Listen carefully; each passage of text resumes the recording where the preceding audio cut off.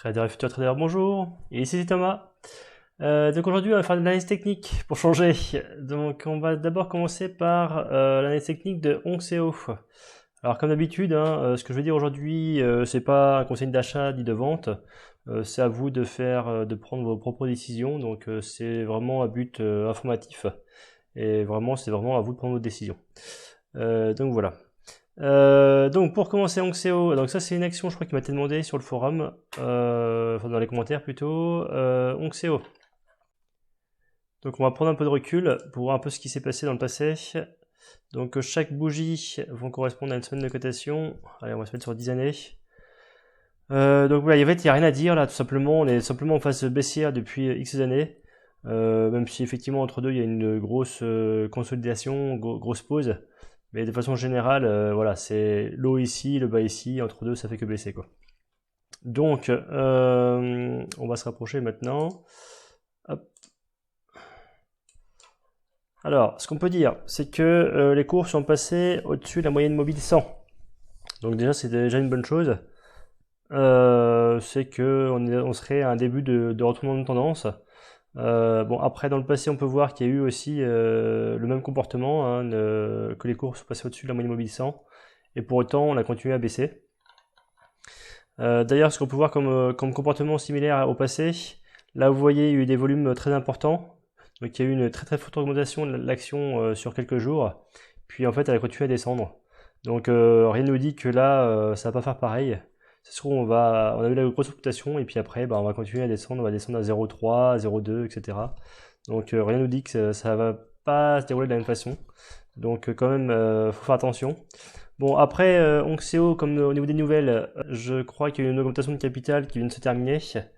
Et aussi, je crois qu'il y a un broker, alors je crois que justement c'était vers le 27 mai, j'imagine, qui la voit bien aller à 1,22 €. Donc, du coup, voilà, on arriverait par ici. Du coup, en fait, cette grosse augmentation et volume vient en fait d'un broker qui est passé à l'achat sur l'action, tout simplement. Pour lui, qui la voit bien monter. Donc voilà, ça explique pourquoi cette montée subite.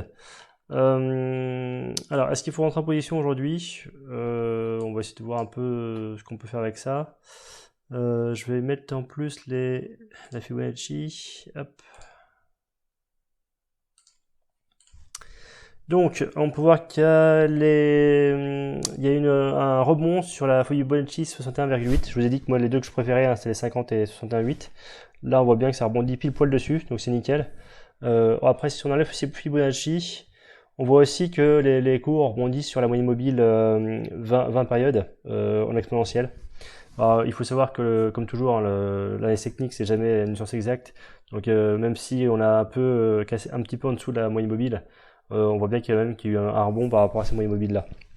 Donc, en plus, il y a la Fibonacci en même temps. Donc ça fait le rebond. Bon, après, moi, je considère que c'est trop tard pour rentrer en position là sur le rebond.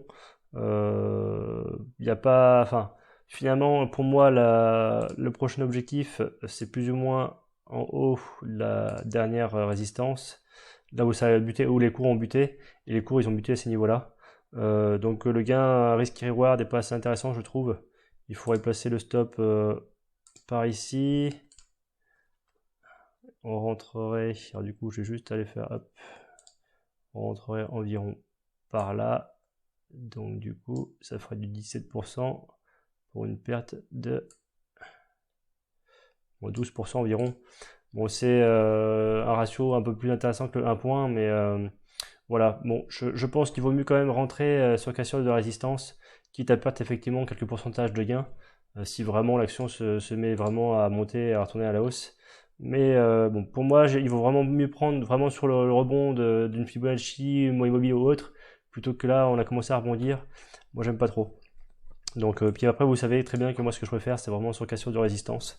Donc voilà, à vous de prendre vos décisions, voir si finalement 17% de gain vous suffit comme premier objectif pour une perte de 12%. Voilà, ça, à vous de voir, tout simplement. Donc en l'occurrence, on aurait peut-être tendance à croire qu'on a un changement de tendance, donc on passerait en tendance haussière avec un objectif de cours pour un broker à 1,22 €. Donc du coup, on pourra encore bien monter, du coup avoir une belle progression haussière. Mais là, les brokers, faut pas forcément les suivre, hein, c'est vraiment, voilà, c'est leur avis. Les experts se trompent une fois sur deux, donc voilà. Ensuite, donc on va passer sur une action. On va passer sur quoi? On va passer sur la Avantium. Hop.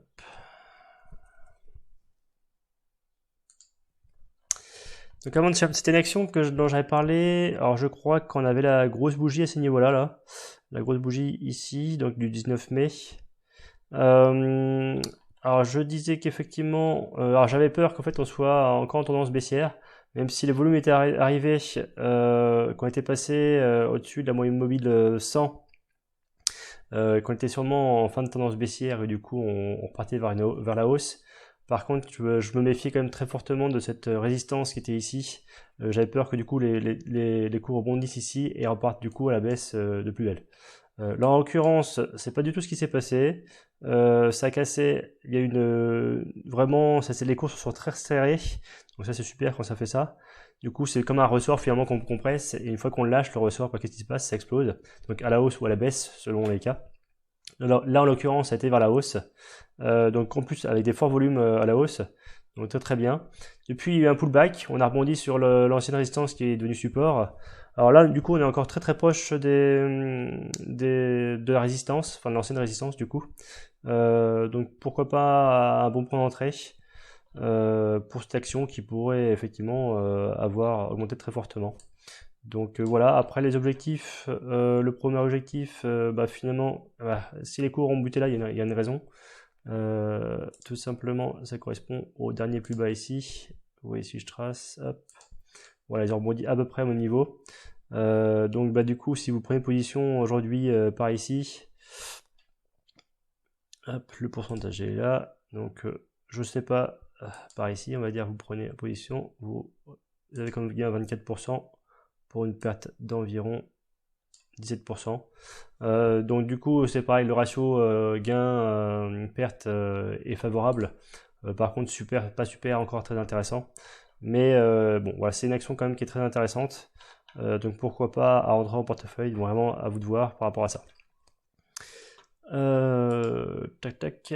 Alors, on va passer à Erytech Pharma. Erytech Pharma. Alors pareil, Erytech Pharma, si, comme d'habitude, enfin, comme les actions en ce moment, elles reviennent d'une longue baisse.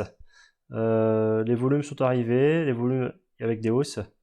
Là-dessus, on est du coup sur une résistance à ces niveaux-là. Hop, une résistance qui est comme ceci à peu près. Hop. Et il y a une autre, effectivement. Alors du coup, hop, qu'on peut tracer par là. Et voilà. Donc du coup, sur cassure de résistance, le premier objectif serait ici. Et le suivant, alors du coup, serait beaucoup plus haut. Il serait ici. Donc on fermerait le gap baissier. On fermerait le gap baissier. Moi, ce qui serait bien, en fait, pour finir la figure, c'est que ça casse pas aussitôt la résistance ici, là, que ça fasse une petite construction comme ça, qu'on puisse placer le stop de façon du coup plus serrée, en le plaçant le stop par ici, et non pas beaucoup trop loin. Du coup, effectivement, si le stop est beaucoup plus proche, du coup, le risque reward est plus important et plus intéressant. Donc voilà, plus le stop est serré, et mieux c'est pour la suite.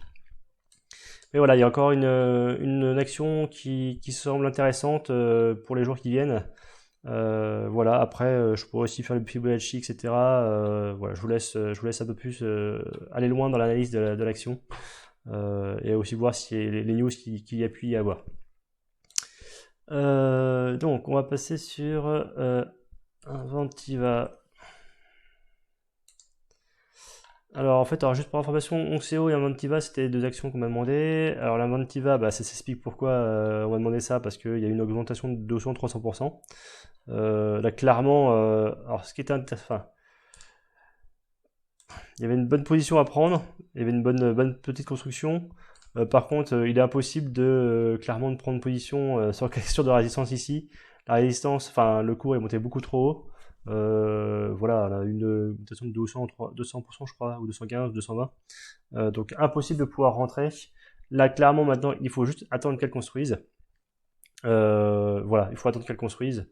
Moi, je crois que je me risquerais même pas à prendre sur un point bas ou autre. Enfin, quoique. Ah, il y a quand même une belle résistance ici, quand même.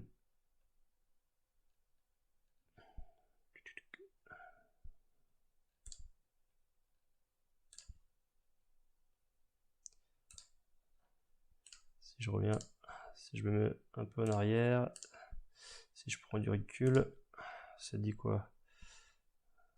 Ça dit ça. Hop.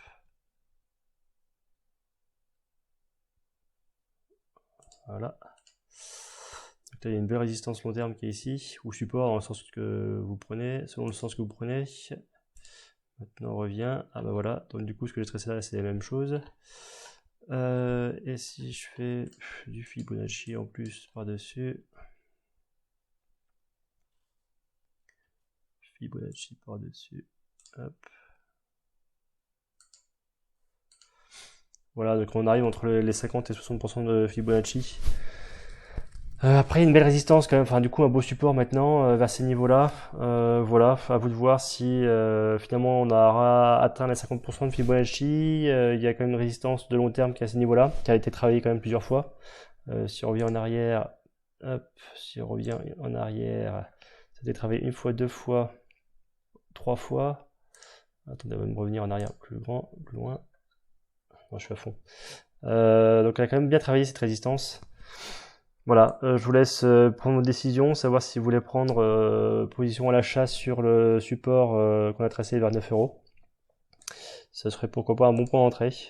Mais par contre, là, la question qui se pose, c'est même si vous rentrez ici, votre stop, il est où? Il est beaucoup trop loin. Votre stop, il est par ici, en fait. Vous êtes prêt à risquer 60% pour en gagner 60 aussi. C'est du 1 pour 1, c'est pas forcément l'idéal. Alors certes, vous êtes prêt à gagner beaucoup, mais vous êtes prêt aussi à en perdre beaucoup. Donc voilà, à vous de voir. Quelle est votre stratégie de trading? Voilà, je n'en dis pas plus, à vous de prendre vos décisions, tout simplement. Et dernière chose, je crois que j'ai fait le tour, mais on va venir sur DBT. Alors du coup, on va revenir sur DBT, j'avais commencé sur le TradingView la dernière fois. Je vais tout simplement reprendre le cours que j'avais pris, le graphique, pardon. Donc là, on est vendredi à 17h16, donc on n'a même pas encore fini la journée d'aujourd'hui. Donc, en fait, il n'y a pas grand chose à dire de plus, hein. Je reviens dessus plus pour vous, on va dire. En journalier, en swing trader, il faut attendre que ça finisse de consolider. Alors, on a eu une belle consolidation. Là, on peut voir qu'aujourd'hui, il ne s'est pas passé grand chose. Ça fait une belle. Il ne s'est rien passé. Donc clairement, comme j'avais dit, hein, il faut attendre que ça casse la résistance ici, avec comme objectif suivant vers ces niveaux-là. Par contre, alors, du coup, le stop, du coup, il faut le mettre par ici, vers les 0,17 pour un premier gain à 0,44. Je vous laisse faire le ratio gain-perte comme vous voulez, voir si c'est intéressant ou pas pour saisir la taille de votre position, tout simplement. Donc ça c'est plutôt en termes de du swing trading. Si on passe en intraday, alors en intraday, alors moi j'étais un peu frustré qu'effectivement on bloque là quand j'en avais parlé la dernière fois, qu'on n'avait pas cherché plus bas. Ce qui est super, c'est que ça a été cherché plus bas. En fait, je voulais au moins que ça aille chercher vers la résistance que j'avais tracée ici, du coup le support que j'avais tracé ici. Ça a atteint le support, ça l'a même cassé, ça a même atteint la Fibonacci, la suivante, la 0,78. J'en espérais pas autant. Et en plus, là, il y a eu une belle construction qui s'est faite de façon très très serrée. Donc forcément, quand ça cassait par le haut, plus le cassage des moyens mobiles, il y a eu pas mal d'indicateurs qui disaient que en gros, ça repartait vers le haut en termes d'intraday. Donc voilà.